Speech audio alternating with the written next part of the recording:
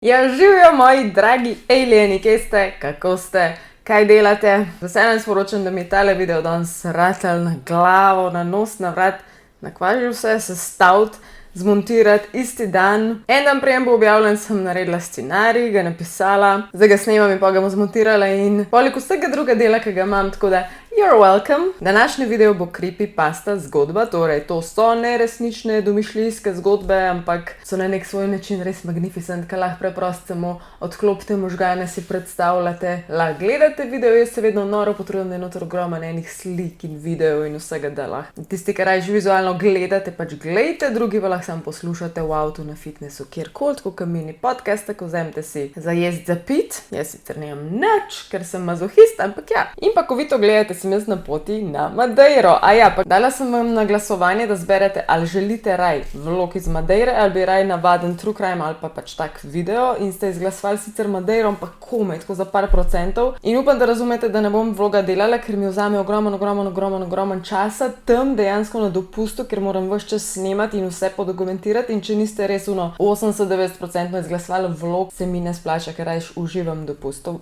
Sem ziher, da me štekate. Pa še hvala sponzorju tega dolga videa, in sicer moj dragi Jimby, my favorite gym online svet, kjer si lahko naročite čisto popolnoma vse, in tako kot vedno tukaj je še en update. V bistvu sem v šoku, da vam lahko to sliko pokažem, ker ne morem verjeti, koliko se je res tole spremenil, in ja, vedno sem govorila, da imam nehvaležno obliko riti, in res taka je bila tako še 3 leta nazaj, ko pač nisem hodila v gym in delala z utežmi, in točno to je ta razlika, ki tudi na Instagramu v opisu napišem, pač ni važno, koliko delaš, doma sem švicala, hite sem delala, imela sem mini uteži za gležne, polne elastike, ampak to ni to, ne. Preprosto sem mogla v gym začeti hoditi, nujno jesti dosti proteinov, ker jih preprosto ne moreš toliko pojesti hrano, kupuješ proteine in vse to, in res Jimby mi je neverjeten online prostor za vse to nakupo in so te stvari res dobrimi cenami, tako da. Kdor se na to pot podaja ali pa karkoli tam kup, imate pač vedno mojo kodo Alenka5, s tem tudi mene podprete in hvala vam vsakmu posebej. Ok, the scene is set, takole približno nekje se bo verjetno dogajala tale zgodba, jaz bi rekla,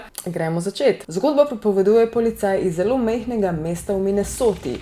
V bistvu tako majhno mesto, da se tam ni dogajalo prav popolnoma nič. On kot policaj je bil vedno zdolgočasen, ampak takim policajem je logično, da tiste prave stvari in akcija in umori in vse tiste grozljive stvari se dogajajo v večjih mestih, kot so Los Angeles pa New York, in oni preprosto navajeni, da se tukaj ne zgodi nič takega, razen občasnih, ne vem, prepirov domačinov med sabo, pa tam so tisti poimenovani redneki, to je pač Minnesota, in čase stepejo v gostilnah. Ali pa spet naslednja stvar, ki se zgodi, je to, da nekdo pije voz, ali pa so manjši prekrški. Kdaj kakšen ulom, ali pa nažalost kakšno nasilje doma, tako da to so edine stvari, ki se kdaj zgodijo, in te policisti so pač navajeni, da so zelo redko kam poklicani, če pa že so, pa ni nič tacga, pridejo službeno, opravijo, grejo in to je to. Tudi to območje, zdaj, da si ga narišete, zgleda tako prostrana polja, koruze, pšenice, in imate tako samotne kmetije, tako kot tale, če je slučajno vidite, ali pa bom itak dala video in slikce, da si predstavljate, in te kmetije so precej daleč narazen,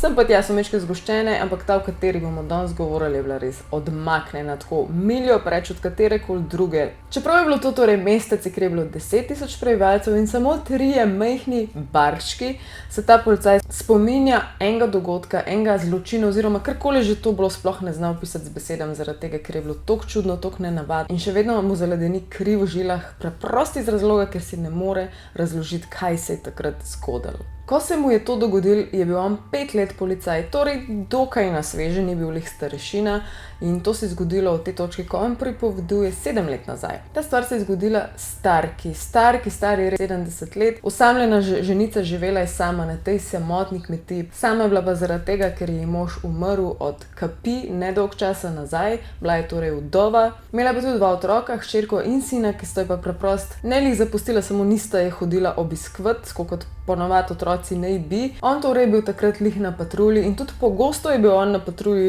lih po noči, ker je bil še dokaj sveže policist. Z njegovim kolegom Jerryjem sta se vozila po noč okrog in bila je zgodna pomlad. V bistvu podoben kot zdaj, mogoče tako 1 mesec kasneje, da je bil april in bilo je tudi aprilsko vreme. Torej, naslikaj si noč, dež, tako betežno muhasto vreme čez dan in je res tako čudno ozračje, že itak nič se ne dogaja, dokler nista ona dva s kolegom dobila tistega klica od Karen. Karen je bila njihova dispečerka, tista, ki jih po telefonu pokliče in je naznanila kodo 1082 v hiši Garrity. Torej, Garrity je bila ta starka, ki je živela sama.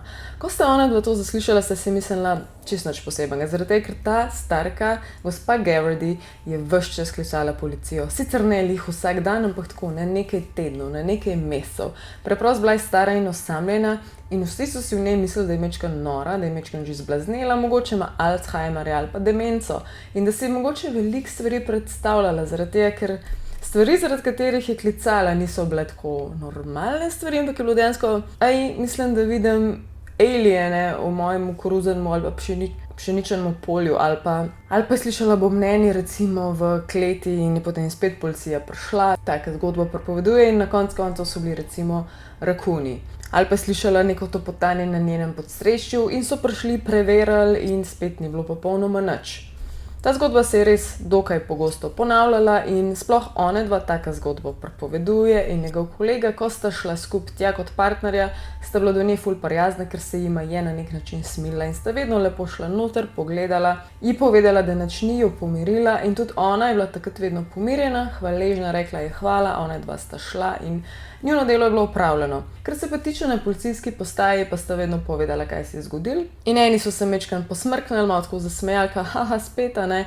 Eni se je smilila, drugi so delali tiskal, ta ženska. V glavnem vsak ima svojo reakcijo, ampak sem vesela, da sta saj te dva policaja bila do nje res prijazna, ker sta razumela, kako je, če preprosto sinovi in hčerke ne odgovarjajo več za svoje starše, niti jih ne obiskujejo. In ta policist je tudi kdaj pa kdaj poklical te njene otroke in sta se oglasila, ampak čisto vsakič sta imela isti vzgovor, kao, joj, zdaj se mi res mudi, pokličem nazaj, ne moram zdaj govoriti. In nikdar nista poklicala nazaj in potem sta se s časoma tudi nehala nasploh oglašati.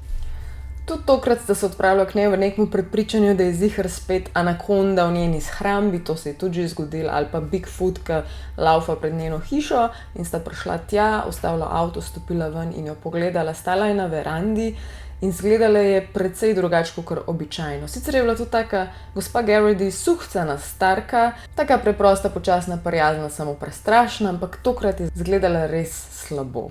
Imela je tiste udrte, zaspane oči, črne podočnjake, prav izmučen videz, lase imela neumite, mogoče ne po dnevih, ampak po tednih tega, da jih ni umivala. Obleka, ki jo je imela gore, bila verjetno na njej že 2, če ne 3 tedne, zmečkana, malo razcapana, umazana, ki si že tako predstavljaš, v česa bi se lahko to pomazala.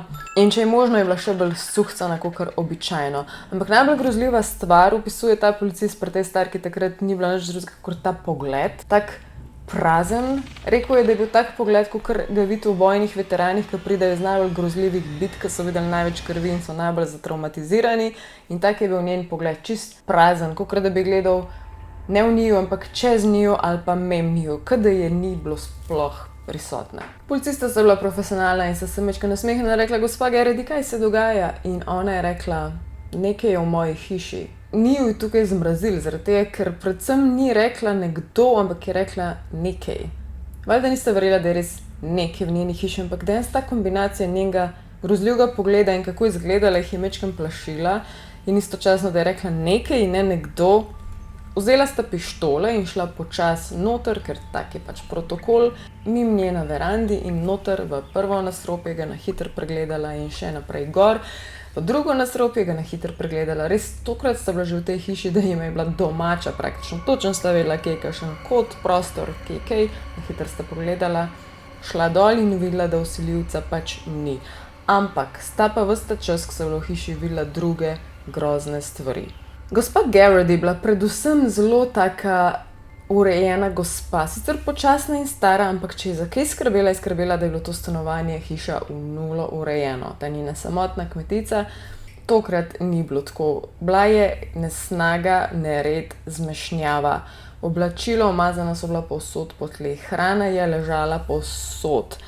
Na pol popite kave so plesnele na vseh kotičkih, tudi von ni bil več prijeten. Kar jim je tudi padalo v oči, so bile Biblije, raztrešene po prostoru, več jih je bilo, in pa rožni venci. Posoda je bila že dolg časa nepomita in se kar kopičila v pomivalnem koritu. Še bolj grozne stvari so bile pa mogoče zgoraj. V dnevni se je videlo, da je ona postavila svojo mini novo sobico, kjer je preprosto spala, ker na kavču so bile vse možne deke in polščine in videli se je, da tam nekdo spi. Medtem ko sta šla gor, so bili prizori še bolj grozni, zaradi tega, ker njena spalnica se je videla, da je popolnoma prazna, vse je nekako dala ven, ker ji je bilo pomembno. V kotu pa je bila pištola, tista velika, ki jih imajo te redneki, in ko sta jo tudi odprla kot policaja, sta videla noter 2 metka, ki sta bila glede na vonj sveže izstreljena, torej mogla je iz enega razloga streljati, ampak na kaj? Ko sta šla naprej po hiši, sta videla omare in vse omare so bile tesno zapečatene in zabite z žeblji, torej kaj je moglo dogajati, da je to naredila. Medtem ko največja omara, ki je bila v njeni sobi, tako 2 metra plus, res ogromna omara, je imela pa noter eno ogromno luknjo in eno manjšo luknjo. In zelo jasno jima je bilo, ker sta spoznata na to, da je ona mogla v to omaro 2-krat ustreliti in to sta bila očitno te 2 metka. Še ena stvar, ki se je ugotovila, je to, da so bila vsa ogledala razbita. Tako da, med sabo sta se spogledala, bila sta rahlo prestrašena, ker sta vedela, da karkoli se že dogaja, je grozljivo, tudi če ni nič resnega. V tej glavi te babice se dogajajo zelo žalostne stvari. In sta rekla, ok, greva dol, sta prišla dol po stopnicah in sta jo pogledala, se je prisilila profesionalno čim bolj lepo nasmehniti in sta ji rekla, gospa Gerardi, nobenega ni v tej hiši, če pa je že bil, je pa ziher že šel zadaj čez zadnja vrata ven in ga ni več, zdaj ste varni. To so valjda besede nekoga, ki hoče nekoga pomiriti, zato ker mu ne verjame, da se karkoli dogaja, ker itak je vedno nekaj čudenega bilo, pa nikoli zares. Kar se je takrat zgodilo, je bilo res žalostno, zaradi tega, ker iz tistega praznega, monotonga pogleda in brezbarvnega glasu te gospe Gerardi je šel pogled v še bolj brezupnega, tistega res brez kančka ostanka volje do življenja, in rekla, ne, nisem varna. Še vedno je tukaj, skriva se. In zato tudi niste našli tega stvora. In ko bosta šla, bo prišel nazaj. Potem je začela v čisti histeriji in grozi jokati. Padla je čisti paničen napad. Kolega policaja sta se spogledala in sta vedela, da morata vsaj prisluhniti, pomagati, probati potolažiti, in sta jo posedla na kavč in začela razlagati končno svojo zgodbo. In rekla je, začel se je približno 1 mesec nazaj, ko sem zaslišala v omari tako čudno rahlo praskanje. Tako čist rahlo. In je še pomislila takrat, v bistvu verjetno je miška, pa niti še ni bilo toliko moteče, res je bilo tiho, ampak glih toliko, da jo je motilo, zato je večkrat šla do te omare in jo je odprla. Edina ena čudna stvar je bila, kadarkoli jo je odprla in ko je prišla blizu, je vedela, da ta zvok ne prihaja od dol v omari, ampak od nekje gor, previsok, da bi kakršna miš sploh lahko dosegla. Ti zvoki so se začeli tudi večati, so bili ves čas glasnejši in bolj moteči in tudi ni bilo več časoma normalno, da bi mogoče prihajalo od živali. Med praskanjem je tudi že kdaj odprla in še vedno je slišala praskanje in ta praskanje ga ona opiše kot ne vem kaj je bilo, ni bilo normalno, ampak imam res občutek, da me je želelo zvabiti noter v omaro. Takrat se je odločila, da se tega več ne gre in bo začela omare zaklepati. Preprosto je bilo strah, kaj je v tej omari. In takrat je ratal hujš, v bistvu je ves ta praskanje začel biti glasnejši in kadarkoli se je umiril, čez dan samo je ona vedno šla do omare, pogledala in ko enkrat pogledala, je videla dejanske praske na omari. In te omare niso bile od miške, bile so 2 metra visoko in bile so praske od človeških nohtov. En teden od prvega tihega praskanja, ko ga je slišala, je zdaj prišlo do točke, ko je začela slišati iz teh omar glasove, predvsem iz te glavne velike omare. In ta glas v bistvu ni bil kjerkoli glasen, je bil glas njenega Billija. Bill je bil pa njen mož, ki je pa umrl. In nekaj časa je bila čisto v šoku, ko slišala svojega moža, brez katerega živiš in si ga imel najrajši, je bila na hitro mogoče še zadovoljna, dokler ni prišla bližje in slišala, da to ni čist glas njenega Billa, nekaj je bilo off. Ni bil čist Bill, ampak kakor nekdo, ki hoče posnemati Billa, nekdo, ki ne želi nekaj dobrega, hočejo pa spraviti v omaro. In ta glas je govoril, prid noter, bova skupaj, zavedno, jaz sem Bill, prid z mano, čas je, da greš. ker je čutila, da nekaj ni okej in da to ni njen Bill, ampak neka entiteta, ki ima podoben zvok kot Bill, se je odločila zbežati, še vedno imeti zaprto omaro, jo zapečatati in iti preč, ampak ko je ta glas ugotovil, da se ona umika in da ne bo nasedla, je začel biti glasnejši in agresivnejši in začel jo piti in kleči z njo in jo zmerjati z nekakšnimi besedami in na koncu še začel tolči po omari in ta tolčenje se je potem nadaljeval v nedogled in ona se takrat gladko preselila dol v dnevno sobo in spala tam. Policaja sta poslušala to zgodbo in sta se spogledala in sta vprašala, zakaj nam tega nisi povedala. In je rekla, sej vem, kakšen ugled imam, vem, da sem jaz tista starka, ki jo imate vsi malo za noro, ki ima toliko enih težav in nisem hotela biti v napoto, itak mi ne bi verjel. Potem nadaljuje zgodbo in reče, da odkar je začela spati v dnevni, je bilo vse samo slabše. Vse omare so bile sicer zaprte, ampak začeli so zvoki prihajati iz vseh koncev, ves čas, iz cele hiše. Ves čas postali so glasnejši, agresivnejši in glasnejši in ni več mogla spati. Ampak čez dan je bilo boljše in zjutraj se je vse to umirilo in čez dan je še lahko majčkam spala, dokler se ni nehalo tudi to in so se glasovi začeli tudi čez dan in so bili non-stop, ves čas, po noč, po dnev in ni več imela niti kančka miru, niti upanja. Zadnjič, ko šla še v kopalnico, da bi si umila roke, pa je potem gor pogledala v ogledalo.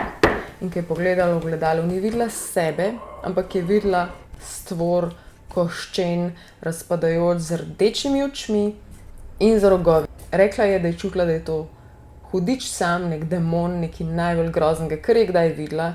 In ni bil dejansko odsev, ampak je bil v ogledalu. In na tisti točki je tudi stegnil roko, ki ni bila roka, ampak sami kremplji proti njej in je dejansko z roko šel proti njej, takrat je valjda zbežala, šla preč in razbila vsa ogledala. Rekla je, da nima kam iti in da se tudi zato ni umaknila iz hiše. Noben jo ne bi vzel, noben jo ne bi poslušal in ni imela sploh izbire, pa tudi malo že izgubila upanje. Takrat se je tudi odločila vzeti pištolo in 2krat ustreliti v omaro, na vse zadnje pa tudi poklicati zdaj policijo. Policista sta bila nekaj časa tih in se gledala in razmišljala, kaj narediti. Vedela sta, da rab pomoč, vedela sta, da nima nobenega drugega, ki bi pomagal in preprosto sta rekla, okej, ona rab pomoč, ne drugega rab v neko ustanovo za psihično pomoč, za terapijo, ampak zaenkrat mora proč od te hiše, karkoli že je sama sebi nevarna, lahko si kaj naredi. In sta rekla, okej, gospa, to noč vas bomo dali v motel, naslednji dan bomo pa poklicali duhovnika, da bo izgnal tega demona. V bistvu je bilo to, če jaz prav razumem, rečeno zaradi nje, da jo pomirijo in jo tudi je in je ona planila v jok, ampak ta jok je bo zdaj končno od sreče. Ona dva sta njo zapeljala v motel in takoj se je njen mood dvignil, bila je čez majčkeno prerojena. Čutila je, da je safe, čutila je, da bo končno se naspala in da je nekdo končno nekaj za njo naredil in da ni več sama. Me se toliko smeli ta babi. Pa sta šla pa na policijsko postajo in povedala poveljniku, kaj se je zgodilo, da je tokrat spet neka nova zgodba, ampak da je že res kritično in da drug dan bojo govorili z njenim sinem in hčerko, da se dokončno odločijo, ali ukrepata ona dva in jo data v dom in ji priskrbita pomoč, ali pa bo to naredil poveljnik sam. Nista pa vedela te dva policista, da bo to njun zadnji stik z njo takrat, ko sta jo odložila v tem motelu. Namreč to isto noč, ob 4 zjutraj po noči dobil urgentni klic ta policist in je takoj začutil, da nekaj ne bo okej, ker je takoj izvedel, da je kraj zločina ta motel. In itak je takoj pomislil na gospo.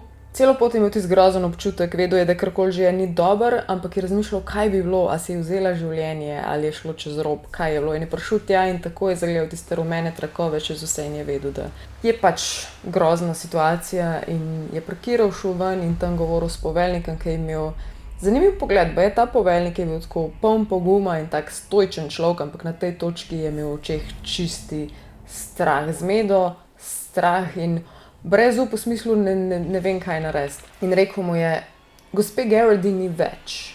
In on je rekel, okej, kaj se je zgodilo? In je rekel še enkrat poveljnik, ne, dejansko je ni več, ni je, ne najdemo je. In je rekel, okej, ampak kako, kaj je bilo? Je rekel, ne znam ti povedati, stop z mano in si sam poglej. Ko je stopil noter, je videl grozljiv prizor, ker je bila kri pošpricana povsod, po stropu, po tleh, po stenah, po rjuhah, po lučeh, povsod. Druga stvar, ki je opazil, da so bile vse rjuhe in praktično še jogi na polovico strgan proč od posle. Zelo očitno, kot nekdo, da se je na polno vklepal in držal tega, ampak ga je ena druga sila vlekla v drugo smer. Torej, mogoče se je on tega držala in jo je nekaj vlekal preč. In zadnja stvar, ki jo je opazil, je bila na tleh debela preproga, ki je imela 10 krvavih rdečih črt, linij, zelo očitno od nekoga, ki se je na vso moč vklepal v življenje in držal te preproge, da ga tista sila ne bi zvlekla po svoje. In ko je sledil tem prstnim odtisom, kam so ga mislite pripeljali, v omaro. Valjda so odprli to omaro in jo preiskali, ampak bila je popolnoma čista, nedotaknjena, brez sledu, česarkoli, niti kapljice krvi ni bilo. No, v tej omari ni bilo popolnoma nič. Gospa Garrett je bila dejansko gone, pač ni je bilo. Zginila je verjetno v tej omari, ampak to ni bil smiselen pripetljaj in noben ga ni mogel razložiti, sploh pa ne logični policisti. Problem pri tem kraju zločina je bil tudi to, da je bilo vse zapečateno, pač torej soba, okna, vse je bilo zaprto, zaklenjeno, zapečateno od znotraj, torej nihče niti ni mogel priti noter in konec koncev iti ven. Vsi obrazi policistov na tej točki so imeli strah v očeh, zmedo, niso imeli pojma, kaj se je zgodilo in primer nikoli ni bil rešen. In to je konec te naše creepypasta zgodbe. Najdla sem tudi drugi del, ki ni nadaljevanje, ampak je v bistvu podoben, tako da če bo tam imel veliko gledov in lajkov in komentarjev, hvala že vnaprej, bom mogoče naredila še enega podobnega, če ne pa kakšnega čist drugačnega. To je pa to za enkrat, ker video je po mojem že tak precej dolg, upam, da jim bilo všeč. Se gledamo naslednjič, Alien Mama out, ajčo!